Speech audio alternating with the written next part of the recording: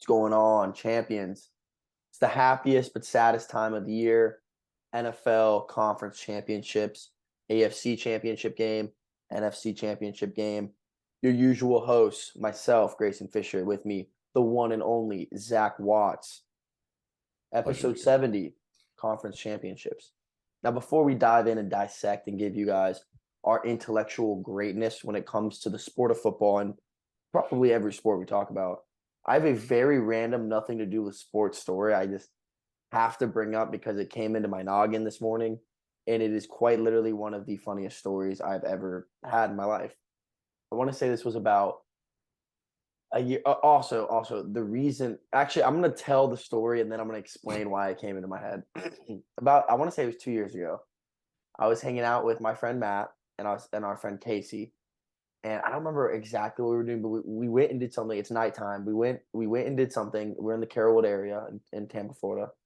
We went and did something, and then we're driving back to Avila, which is like the neighborhood, gated community neighborhood that Matt and Casey live in. And we're driving back, and it's late. It's probably like 11 p.m. It's super dark outside. And the road to get to Avila, there's no lights, and it's really curvy. And there's no lights. The only light you can see is like if there's the lights on the houses have like front lights or the driver's lights. And I want to say we went bowling. I want to say that's what we did. And Matt's driving. I'm in the back seat. Casey's in the shotgun. And we're driving, and Matt's like, "Yo, did you guys just see that? Like something just flew past my car." And I'm like, "Dude, like it's probably like a bat. Like it was probably like a bug." I was like, "I think you're tripping out. It's super dark." And Matt's very intimate on it. He's adamant on it. Excuse me. He's like, dude, I'm telling you, like something just like grazed my windshield. Like it just flew by. And I was like, well, there's nothing we can do about it now. Like, I don't know what you think's gonna happen. And then maybe like 3 seconds after I say this, we're going like I said, it's pitch black. We're going probably like 40, 45. A huge, I'm talking about like maybe almost 2 feet tall owl just drops in front of Matt's car. Matt runs it over.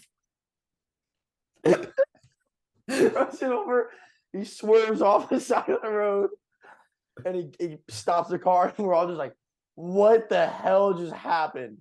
And it wasn't like the owl was standing there and Matt could have like avoided it and hit it. I'm telling you, this thing literally just dropped right in front of the car, just boom. And it was big enough that it went like dunk. And we're over there. And we all get out of the car, and Matt's like freaking out. He's like, dude, like my grandma's spirit animal's an owl, like freaking out, like tripping. And it's a big fucking owl, dude. And it's like all white. So it's a big owl. I look over at it, and it's not fucking dead. It's like laying in the street, and it's like and it's like flapping its wing. And I look at Matt, and I go, Matt, like I'm not fucking around. Like I'm being completely serious right now. You have to go kill that owl. Yeah. Like, there's no way you're gonna let that thing just lay there all night and slowly die in pain. Like you have to go kill it. And he is like on the verge of tears. He's freaking out, and he's like, you know what? You're right. Like it's better if we kill it. And it is like just kill it. It's gonna die. Just kill it. So he doesn't know how to kill it. And he's like, do I run it over again? I was like, no. And I was like, Jesus. I was like, just go like stab it or something. Just go kill Oh it. my God. No, what the hell? Get it over with. What else we're gonna kill it with, bro? It's the middle of the night. We're like 19 years old. Like, all right, I'm sorry, but if my choices were stabbing it or running it over, dude, at least when you run it over, you don't have to see yourself do it. Like if you're stabbing, like, bro, that's his grandmother, like a spirit animal. You can't just ask a man to stab. Well, Matt thought the stabbing was a good idea, so he grabs like you know those like Swiss Army pocket knives you get when you're like 9 years old, and it's like literally this big. This man shivved a great horned owl. Listen, he takes it out, and he's like sobbing, walking over there. We're probably like 20 yards away. So me and Casey are just at the car, like we're still in shock. We're like, there's no way this just happened. Like if we go to tell people about this, they're never gonna believe us. Like this is just like ridiculous. They're gonna think we just maliciously ran over an owl. And Matt's walking over there, and he's so sad, but he knows he has to kill it. And just as Matt gets the owl, like we're on the grass on the side of the road. So he walks all the way on the grass. As soon as he's about to step foot in the road, a fucking semi truck comes and flattens the owl right in front of Matt. Oh no. He comes back to the car, literally crying. And me and Casey look at him. We're like, well, at least you don't have to kill it yourself. Let's go. Get back in the car and leave. Oh my God. Dude, it was one of the wildest. And I completely forgot that this happened. Like, it left my brain. But I saw a TikTok this morning of Theo Vaughn talking about how him in Louisiana, they used to eat owls. And it just like triggered like a deep subconscious memory for me. And I was like, oh my gosh, I have to call Matt. And I called Matt and talked to him. But yeah, nothing to do with sports, guys. Moral of the story, owls are not as smart as we perceive them to be as humans. And speaking of owls, though, FAU Owls on a 19-game winning streak, 20-1 right now. Hell yeah. Ranked in the top 25, just had their first ever home game while ranked, sold out, student attendance record. I think they had like 3,500 people there. Packed the borough, super awesome. But yeah, let's get back. I will say this. Yeah, I'm I gonna say hope this. put some smiles on y'all's faces. One of three things. Number one, I feel like Matt would be the type of guy to know all species of owls. So I feel like when he hit it, he was probably like, oh my God, this isn't a barn owl. This is like a great horned owl. Or number two, Matt definitely lost any chance he had if Hogwarts was real because he just murdered like probably like the carrier pigeon for like all owls for Hogwarts. So you're fucked. And number three, if FAU men's basketball does lose because of your dead owl story, we may have some correlation between. Yeah, we might need to take down this pod. Yeah, so we're just gonna keep that in mind on the back burner. So I will give Matt his credit though. He did not like run over the owl. I'm telling you, dude, this motherfucker was following the car, and the first second it got just dropped. It might have been depressed. Matt's theory is that its loved one died and it knew it had to take its own life out. That's what Matt's theory is. I think it was just a dumb as fuck owl, personally. But either way, it died, and we're gonna move on. So yeah, maybe Zach, maybe suicidal owls are real. Maybe we just don't know. yeah. So we're gonna move on from that. We're gonna start off with our Sunday slate, which is actually our only slate. It's actually super sad to say that. See, like it's the best time of the year, dude, because we get like the best fucking football, but then it's done, and it's just like this is when I like plug in my PS3 and start up another NCAA dynasty because if I can't watch football, I might as well play some, Yeah.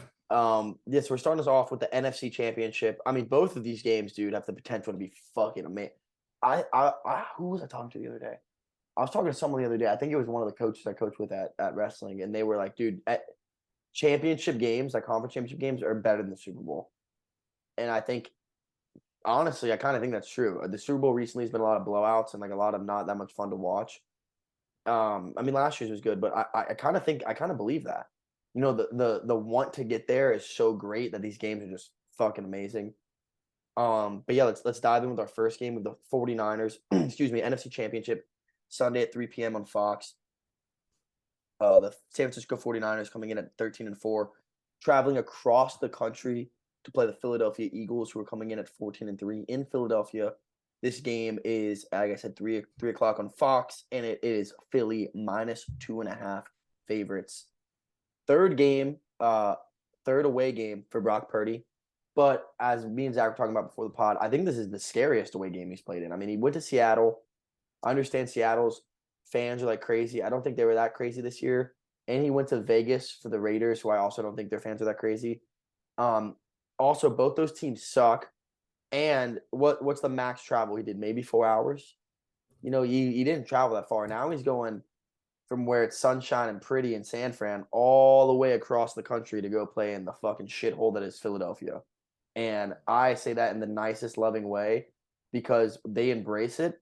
And that is what he's going to get when he plays in this game. He's going to get the entity and the energy of fucking drunk, pissed off Philadelphians. That's all I got to say for right now, Zach. I'm going to let you carry the boats on this one and start us off. Yeah. So one of the things I want to talk about specifically about the 49ers, I've been very adamant about, I guess, uplifting their defensive accomplishments, talking about their strengths in that regard. They've done a great job of keeping their interior core throughout the years. in years past, they've had Patrick Willis and Navarro Bowman. Now they have, why are their names escaping right now? Fred Warner and Kuminga, I believe, as Bosa. No, Bosa's the lineman. I'm thinking of the two middle linebackers, but Fred Warner as well.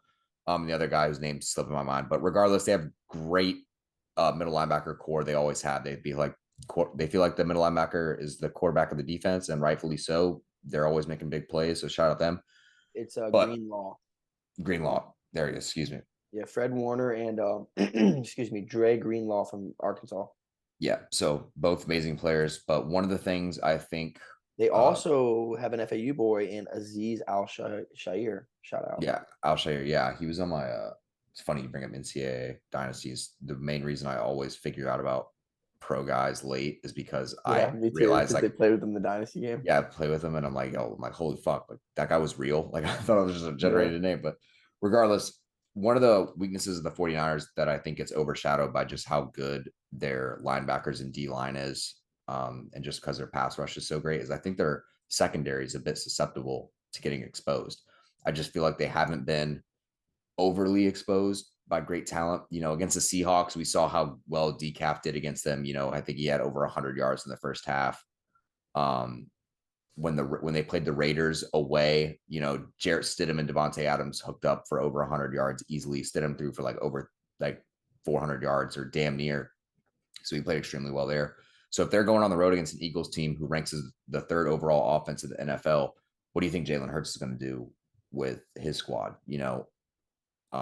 I think Hurts has developed extremely well as a passer as well. And if there's any way that you can avoid a 49ers pass rush that's led by Nick Bosa, you got to be mobile. You got to be able to get out of the pocket and have some getaway speed to get away from him. And I think Jalen Hurts is the guy for that. He can make those kind of plays. He can make plays outside of the pocket, throw on the run. He's got it all. He's got Devontae Smith. He's got Dallas Goedert. He's got AJ Brown. He's got the weapons to make it happen. So I really think the Eagles are going to be able to take care of him in that regard. You brought up Brock Purdy's troubles when traveling away. And like you said, traveling is not easy. When you have to go that far across the country, it's a big environment. It's a tough atmosphere to play in, especially in Philly. It's not going to be a fun time for him. And, I think I saw a 4-minute or 5-minute highlight reel today of interceptable passes that he's thrown that just haven't been picked. I saw that on Twitter as well. Yeah. The Eagles defense plays really aggressive. We talked a lot about how Darius Slay has stepped up extremely well this year. CJ Gardner-Johnson stepped up extremely well this year. The Eagles defense knows how to fly around the ball. And their pass rush is very good as well. Very good. Now, I'll give Brock Purdy his credit. One thing he's done extremely well this year is be mobile outside of the pocket and keep his eyes downfield. They say a lot of times with young quarterbacks is the moment that they go to escape the pocket, their eyes immediately go to what's around them, and they have a hard time diagnosing what's developing down the field. But I think he does a great job of, maintaining his composure and diagnosing what's happening around him. So I'll give him his respects in that regard, but I still think he's going to make too many rookie mistakes in this game. And that's why I'm riding with, I'll buy the half. Give me Eagles -3. Give me the teaser. Yeah, you're not -2. I'm going to buy that. No, I'm going to buy the half the other way. I'm going to take the teaser -3. Damn. I mean, those odds are going to be better. Yep. I want to say one thing before I go in and start bad mouthing. One thing, Brock Purdy's done a lot of great things. He's a rookie. He was not supposed to be in the situation he's in right now. So for someone that got thrown into the fire like he did, he's doing a very good job at maintaining and keeping his cool and doing everything. One thing I think that he's doing extremely well that's helping with his success, obviously, listen, Zach, he has one of the best offenses around him and one of the best offensive-minded guys in Kyle Shanahan around him as well. But he plays his role. He's not trying to be the face of the offense. And I think one thing that hurts a lot of rookie quarterbacks is they try to do too much. They try to be that guy, and he's not. He's embracing the look. I understand I'm not the best guy on the field. I understand it's not. So he doesn't put himself in do-or-die situations. He lets his veteran guys and Debo and Christian McCaffrey and George Kittle, and those guys, he lets them make those big plays, which is what good quarterbacks do. That's what Tom Brady does. That's what good guys do. When times of stress, they give it into who they think is the best person's hands. The thing I will say, though, this game to me is going to be like a Rocky Balboa game for Brock Purdy. This is going to be the first game where he's going to get literally punched in the fucking mouth. Like, talk about, I don't think, I mean, I might be wrong, but to my knowledge, I think this is the most physical team he has played in his NFL career. Not best, but physical for sure. Like Philadelphia's defense is very nasty. You know, their cornerbacks are locked down. Their D-line will get to you. Their linebackers will hit you. Like, the physicality, as I was saying, of this Eagles defense is what's going to be a big thing for me. I think we're going to see I don't think we're going to see as much as skill tested in this game, Zach. I think we're going to see more grit tested from Brock Purdy and how he's going to be able to be the youngest guy on the offense, but still have to be somewhat of a leader, if that makes sense. Because he's going to get hit a lot, and he's going to get a lot of 3-and-out drives. He's going to get tested a lot. This isn't going to be a game where they go up 28-0 on the Bucs at halftime. You know, this is going to be a game where every single fucking drive is going to be the hardest drive of his life. And I think that's what creates champions. And I don't have anything against Brock Purdy. I just don't think his time is there yet. Do I think he could win a Super Bowl eventually? Absolutely. I'm not shitting on him. I just want to go back to what I was saying is he was not supposed to be here right now. He got thrown into the fire, you know? So I think these are both extremely good defenses. And you talk about the linebacker play of Warner and Greenlaw. They're going to do a very good job at containing Jalen Hurts, I believe. I really do. But I do think people just somehow forget that Jalen Hurts also has a nuke of an arm as well. And I think that with the arsenal of offense they have, and like we stated against the Giants, how they have every single fucking person touch the ball. You never know where it's going. I think with the short drives that are going to happen with the 49ers offense, I think that you could see in the second half the defense start to wear out, and I think you can see the Eagles start to carry off. Now, I also think this is kind of like what we talked about last week with the Cowboys and the 49ers. Listen, the 49ers have an amazing offense. They have veterans at wide receivers. They have veterans at tight end. They have a veteran at running back. Their O-line's very well played. I mean, Trent Williams, that's their tackle, right? Trent Williams. Who? Trent Williams? Yeah, left tackle. He literally put Micah Parsons on skates a whole game. Like, he is extremely talented. No, he's all pro for a reason. Yeah, that's what I'm stating. They're very good. I just don't think they can hang for full quarters with the Eagles. Now, stating this, it depends which 49ers team shows up. I mean, if we get the 49ers that have been playing in the playoffs recently, it's going to be a fucking good game. You know, or like the 49ers that played the Bucs, it's going to be a good game. But if we get the 49ers that played the Raiders and Seahawks, the Eagles are going to have they're going to have a highlight reel day, in my opinion. Yeah. Just to kind of build off that, I do think the 49ers have played good, but not good enough in terms of playoff football. I think they've gotten past teams that they were on paper a lot better than. I thought they should have outclassed them. I thought they should have put games away a lot earlier. You know, against the Seahawks, it shouldn't have even been tied at halftime. Obviously, they pulled away in the second half, but that's what better teams do. You know, great game plans can keep you in games, but better teams win games outright. That's just how it is. You know, their game last week, I thought it was a little too close for comfort. I thought Dallas had been frauds. You know, they only had like one offensive touchdown. Yeah. So that if you want to score one offensive touchdown this coming weekend, by all means, go ahead. You will not win the game. Yeah, you will not. You will not be playing in the Super Bowl. And even if you do get past the Eagles, the Bengals and the Chiefs do not pose any lighter of a challenge. So by all means, if you are going to win this game, you need to find something within yourself as a team, as an identity, and realize what your strengths lie in, realize what your weaknesses are, and try to improve on them, or at least hide them as much as possible. Because like we said, the closer we get to the Super Bowl, the least frauds remain. And right now, my fraud alert is keying in on these 49ers, man. I just feel like Brock Purdy's got his fraud report ready. Now, I know it's unfair to say, oh, well, he's a rookie quarterback. You can't really do that to the guy. Look, their expectation is to win the Super Bowl. I've said this for the past couple of weeks. If you want to be deemed as a Super Bowl team, you got to have a Super Bowl leading quarterback. And that goes for anyone, rookies included. No, 100%. That, and it comes to, you don't wait for the opportunity. Sometimes opportunities comes knocking. It's who you are when the opportunity presents itself. Yes, exactly. Brock Purdy was not dealt the most, I guess, fair, you could say, hand of cards. Don't know. But at the same time, you think he didn't want this?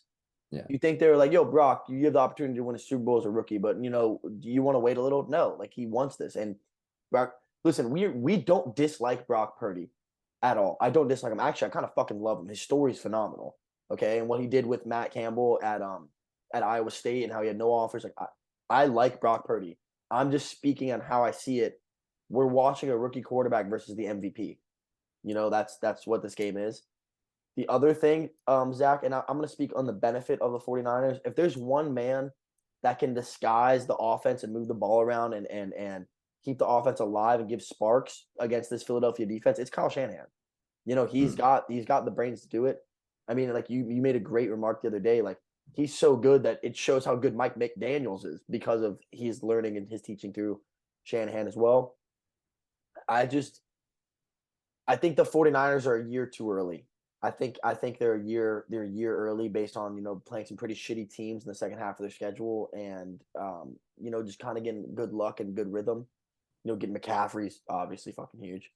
But I think they're just a little too early. And I think the Eagles have been having this cooking. They've been having this brewing. And I think this is Jalen Hurts like villain origin story. They doubted me in college. I didn't win a Heisman. I mean, he won a Natty, but like they always shit on me. And now I keep doing greatness and they keep shitting on me, Yeah. It's hard. It's really hard not to like Jalen Hurts. It is. And I saw a tweet today too that was like, I want to say it was a black journalist that covers a Philadelphia newspaper. I don't remember. I couldn't tell you off the top of my head which newspaper, but he was kind of upset because he was like, Jalen Hurts, his father is a football coach. He was his high school football coach. And he coached him his whole life. And he's been there in his whole life. And he's been really good to Jalen Hurts. And they're like, why hasn't this been covered in the media? And they were like, if Jalen Hurts' dad was in jail for 10 years, it'd be all over the media. It'd be in every commercial and every hype up for the game. It's like, why don't we ever promote fathers that are in their child's lives and helping them become successful? We only bait at negative things. And I think that's completely true, Zach. I think that's a very true statement in sports and media in general, but yeah, sports media as well. If his dad was in jail or his dad was killed, you'd hear about this every second of the day going into games. But since his dad was supportive and a good father who helped create him, you don't hear about him at all. And I do think, I mean, sorry, I know I'm going on a little tangent right now, but I mean, I feel like that's definitely a thing that happens in sports and in media in general. Yeah, I feel like, especially in today's society, we thrive a lot off of negativity. Like it's kind of hard to like create stories out of like positivity. Like people don't really thrive off of it or they don't gain as much out of it. And it's kind of sad because, people nowadays, especially, they only want to like uplift their own ego or find ways to like belittle others in order to raise their own standings, whether would it be in their personal circle and life, however they want to deem themselves in a more positive view. And I feel like the only way we've been teaching people to do that is by undermining others' efforts. And I feel like it's not the way we should be inspiring the youth. Like Jalen Hurts is a great story through and through. Very passionate man, compassionate football player, Very teammate, charitable as well. charitable. He does everything the right way, everything that you ask him to. He goes above and beyond in all regards as well.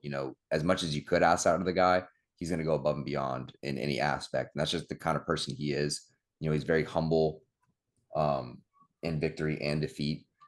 No matter what, he's always going to have a level head on his shoulders. And that's just the kind of person that should inspire. But I think that also speaks to the type of character he is. He's not going to go out there and complain about why isn't like the people in his life getting recognition or why am I not getting recognition for this? He's just going to, like they always say, nose to the grindstone. He's always just going to put his head down and keep working despite whether people recognize it or not. Because at the end of the day, it's not really about what others think of you and what people like, whether you want people to recognize you for your accomplishment or not. Obviously, it feels good to get a pat on the back once in a while, but it's not always guaranteed. You got to do it for yourself at the end of the day. And I think he's the epitome of that. And he just always strives for something, not only to better himself, but strives for something more outside of himself. Yeah, dude. And I can go on a tangent on how many amazing things I've seen from Jalen Hurts. I mean, we talked about, the backpack story where that kid bought a backpack. His mom gave a backpack for school, and on it said Jalen, and it's Jalen number one or Jalen number two, whatever number he was at the time. And everyone at school was like, "Your name's not Jalen." And he's like, "Yeah, my favorite football player is Jalen Hurts." And then Jalen Hurts saw that tweet. You know what he did? He bought the same backpack and then put that kid's name on it. And he goes, "Yeah." And everyone thinks like that's just you don't get anything out of that except making a kid's day come true. You know, like that's just being a wholesome person. You know, and then you see the story of when Tua beat him out. You know, the first thing he did was he ran over to Tua and gave him a hug. He's like, "I'm so proud of you." He's like, "This was never between me and Tua." He goes, "He just shined when it was his time to shine, and I left." And I saw an interview the other day, and he was like, they were asking about that, and he goes, "We needed to do whatever it took to win a championship." And he goes, "And that day, I became a man, and I realized I got to do whatever it takes to become a better Jalen Hurts." He never blames nobody. He doesn't blame Saban. He doesn't blame Tua. He doesn't blame anybody ever. And it's just like, how the hell do you not love this man, dude? And another person I want to give a shout out to like this is Trevor Lawerence. Same shit, dude. He gets thrown into the fire with Urban Meyer. He gets all this shit and hate. And he never bitches and complains. And my dad showed me a video yesterday of after they lost, he hugged and high fived and shook hands with every single person on the roster before they went into the locker room. "We'll be back. Thank you. We'll be back. Thank you. We'll be back. Thank you." You know, keeping a head up, especially as a young kid like that. I mean, Jalen's young too. He's what, third year in the NFL? Like they're both super young. It's really cool to see guys like that winning. And like you said, Zach, we don't hear about them because it's positivity. And people hate positivity for some fucking reason. But I mean, just shout out to Jalen Hurts, shout out to Trevor Lawrence, shout out to all the good guys that are doing it because of what's inside of them and not because of cameras. You know, shout out to them. But Yeah. going back to this game, sorry, I know we went on a little off the script. I just think that I think the Eagles are a team that have been ready for this. Like I said, I really think it comes down to which 49ers team shows up. But I think the Eagles are I think the Eagles are going to take this one. Give me the Eagles. I'm going to buy the half in the opposite direction. Give me the Eagles -2. Yep. Fair enough. Our next In all game, agreements. our night game, which is a game that's going to be incredibly interesting. The AFC Championship, Sunday, same day, obviously. 6:30 p.m. on CBS between the Cincinnati Bengals coming in at 12-4, traveling to Kansas City, Missouri / Kansas. It's like on the line. It's like Chiefs 14-3. Chiefs are a -1 favorite. I mean, two quick things I got to say before Zach jumps in. First of all, Patty Mahomes' ankle seems to look good. You know, he's padded up in practice, did practice all week. You know, people were freaking filming his walking after press conferences. It looks good. You know, and Taylor Lewan and Bustle with the Boys stated, like, if they were actually concerned, or excuse me, Pat McAfee on the Pat McAfee show stated, if they were actually concerned, it was to a point where they were scared, they would never let him dress in practice. They would just sit him on the side. So obviously that's a good sign for them. And the other thing I gotta say, and I know we talked about it last pod, but I gotta bring it up again because it's just so fucking cold. Is Joe Burrow telling the reporters, "Yo, everyone that bought their tickets to the neutral site game, you need to get your refunds." Send the Hard. refunds. But yeah, Zach, I'll let you start us off with this Chiefs Bengals matchup. Yeah. I mean, kind of just a repeat of last year. You know, we know what we're getting out of these two guys. Bengals, I think, are a little more improved. You know, they got the taste of it, like they made it to the big game and then lost. And I feel like when that happens to a young team, especially a young quarterback like Joe Burrow, the taste of defeat when you're that close almost inspires you. Like it almost helps you more losing that game than it does if you were to win it. Because like obviously it's always good winning it, but like for yourself to know the amount of work it takes to not only get there, but now you know you need to put more in order to win. You know, that'll only inspire you more. And what better team to go up against than the ultimate test to get to the Super Bowl than the Kansas City Chiefs? You know, Chiefs are sitting at 14-3, I believe. Yeah, 14-3. Yeah, 14-3, led by one of the greatest coaches in the league, offensive-minded guru, one of the best quarterbacks and tight ends on one squad. One of the best coaches. Yeah, that's what I said with Andy Reid. And you know, that's a tough task to face, but guess what? You're 3-0 against them. Never lost. Never tasted defeat against these guys. You have their number. It's so easy. All you have to do is do it again. There's no pressure on you. You're going into their home. They have it's still pressure, Zach. Like you're playing in the fucking AFC Championship. Nah, pressure doesn't exist. Not for these guys. Pressure is what you make of it, you know. And I feel like in this scenario, you know, Joe Burrow is one of probably the most cool, calm, and collected quarterbacks I've seen. I've never seen him get rattled or like He's eyes so wide. composed. He just So composed. just knows what to do at all times. And I can't. I was saying this the other day because I may have had too much to drink watching the games, but after the Bengals won, I was standing there and I was like, when America fights all their wars, we never fight it on our home turf. And I was like, we don't lose many wars. So, the Bengals, they're going to war and it ain't on their home turf. So that's kind of hard. Yeah.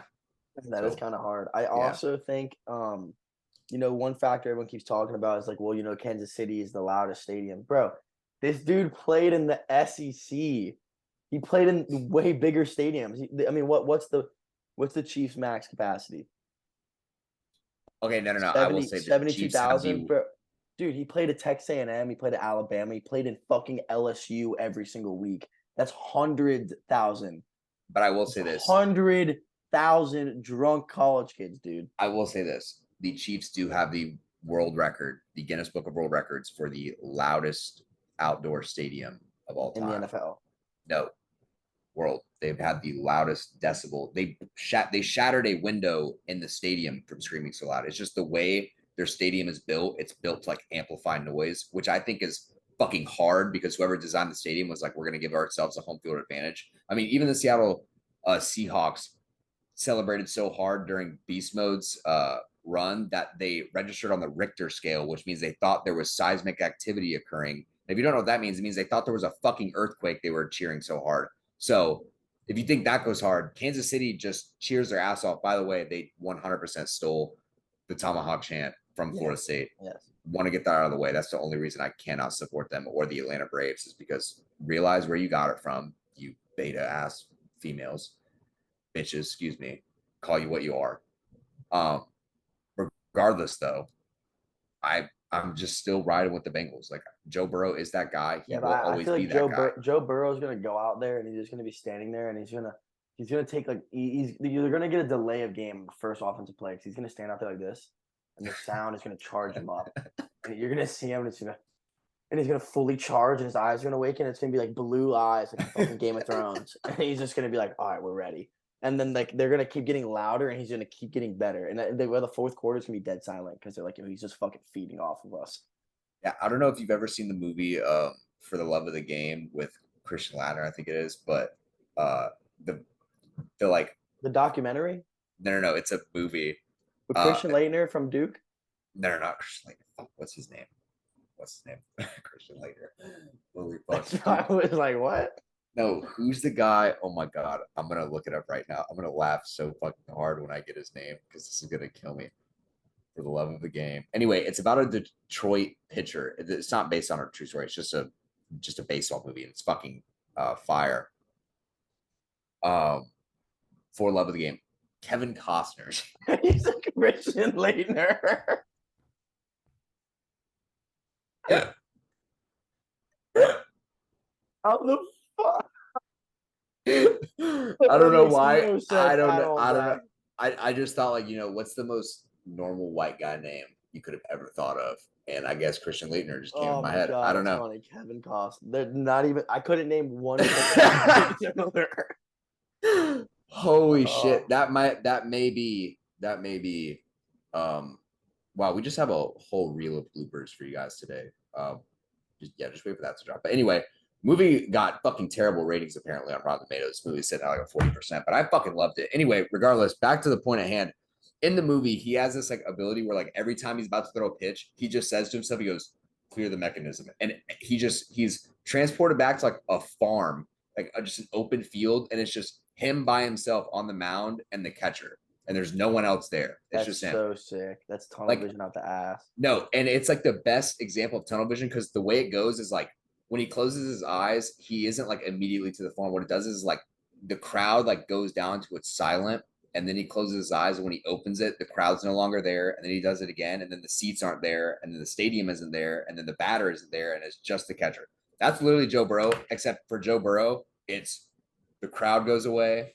The stadium goes away. The defense goes away. And then he just sees Jamar Chase. And he's just like, all right. Every player on the field goes away but Jamar Chase. And they make like passionate eye contact. And he just like winks at him. And he's like, Joe blows him a kiss. He's like, And he's like, Jamar's all like, what right. the fuck are you doing, bro? He's like, dog, if you don't fucking stop with this shit right now, he's like, just throw me to go route. He's like, all right, bet. Dude, yeah, Joe Burrow is so cold. I mean, he's like Chael Sonnen in NFL cold with his shit talking and stuff too. Yeah, except Joe Burrow actually has never lost. Like, Yeah. really. Yeah. Yeah, what are you saying about Chael? Yeah, yo, Chael, love you to death, dog. You definitely would take my ass in a fight along with 5 clones of me, probably. You probably take 10 clones of Zach Watson, for being honest. But yeah, we're just not gonna summon Chael Sonnen. I feel like Yeah. you've told me his name too many You times. turn It's around, just Chael's weird. just behind you. You're like, oh my God. It's just like Zach Torrey. Another thing I want to talk about though is I was talking to Blake Hawk, and he was like, "You think if Patty doesn't play, that the Bengals just route them? I think regardless, the Bengals win. I don't think the point differential changes if Patty plays or not. In my opinion, I think Nah, what? listen, not to a significant amount. Chad Henne, first of all, GOAT. But they're gonna. You don't Yeah. think Andy Reid's genius mind isn't gonna change the offense and game plan and stuff? They have enough weapons. They have enough. Excuse me. They have enough weapons to make it happen. That if Chad Henne plays, they can work around it. Also, dude, no one gives this defense enough credit. The Chiefs' defense is not bad at all, at all. They've done a very good job at handling games, especially at home. I want to see what the over under is because I feel like it could be very high scoring. Over under 47.5. Mm. What's the weather gonna be like? I mean, both teams won their last 5. We're looking at 35 degrees. I don't know, Zach. I don't know. What is it? Bengals. It's Kansas City -1. Give me Bengals money line. Give me Bengals money line. Yeah, I was gonna go with Bengals money line as well. Yeah, it seems like an easy pick, almost too easy. But yeah, I mean, these I teams do think it's gonna be obviously a great game. I don't think the Bengals are gonna go in there and rout them. no one's routing I them. don't think it's gonna Yeah. be like the Bengals Bills. I don't think it'll be like that at all. I'm pretty sure.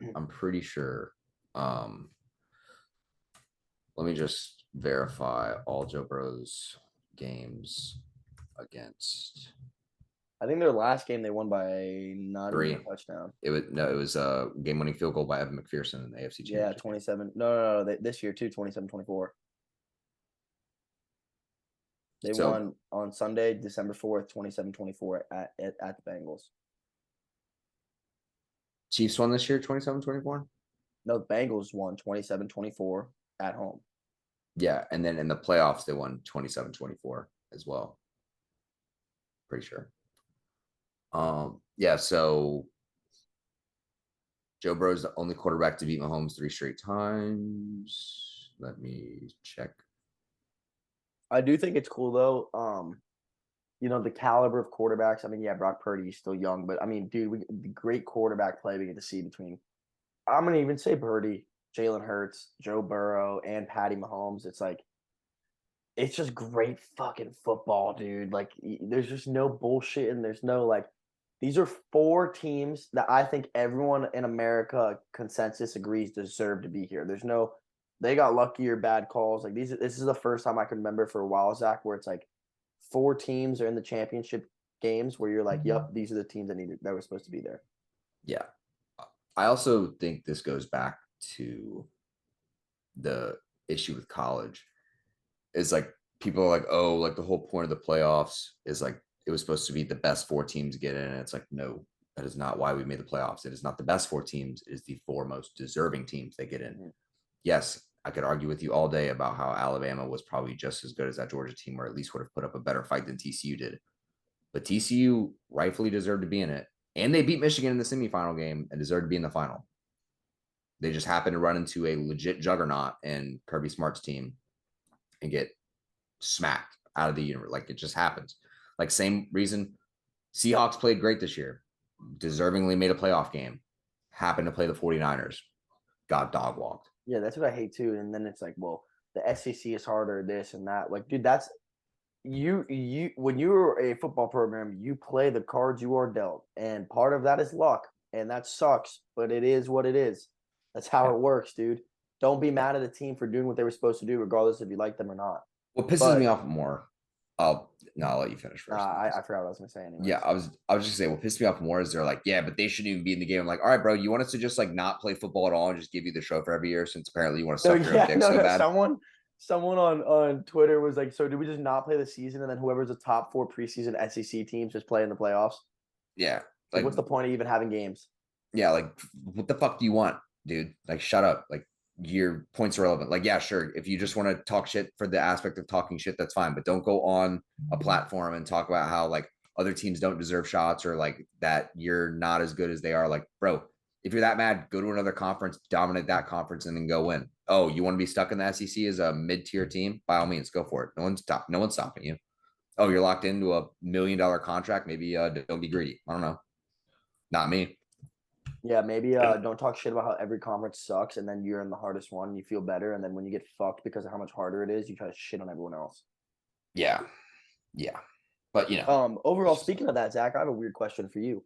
Yes. Overall, counting all the teams, just this season alone, which conference do you believe was by depth better at football, the AFC or NFC?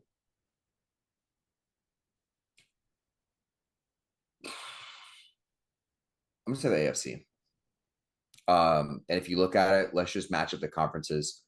When I look at the NFC West versus the AFC West, the NFC West features the Rams. Well, I can just tell you, I have it all put up. So if I'll do the top 2 teams from the divisions. So if we do NFC West versus AFC West, your top 2 teams in the NFC are 49ers and Seahawks. Your top 2 teams in the AFC West are Kansas City and Chargers. Easily clear. Yeah. Then if you look at NFC South, I mean, I don't even think we would say this. Don't even say it. They don't have one team over 500. They don't have one team over 500. It's not. I mean, the AFC South also sucks ass though. They at least Trevor Lawerence won a fucking playoff game. Yeah, the Jags at least moved on. Yeah, and then NFC North, you have Minnesota and the Lions, and then you have Cincinnati and the Ravens. I would give the Lions over the Ravens personally. Yep. But I would not give Minnesota over the Bengals.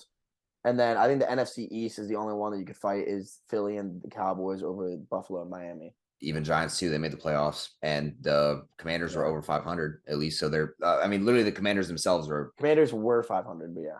Yeah. Yeah, I'll give NFC East over AFC East, but every other conference, I'm taking the AFC. Yeah. Which is weird because I feel like I don't know if this is just me, but I feel like growing up the NFC was usually better. There was like more physical football. Yeah, I don't know, because I feel like the only reason people view it that way is because you look at the Patriots and what they did for so long. Like, dude, no one in free agency even wanted to go to any other AFC East teams because they knew they were just playing for second place. Why would you want to do that? It's the same reason why I find it hard to believe that teams want to actually go play for the Raiders or the Chargers or the Broncos because, like, do you really want to play Patty twice a year? Like, it's not going to be fucking fun. Every single fucking year. Yeah, like it is not going to be fucking fun. Like you are going to be in a dogfight if you want to get to the championship. Now, surprisingly, the AFC West is super competitive. Like I'll give them that.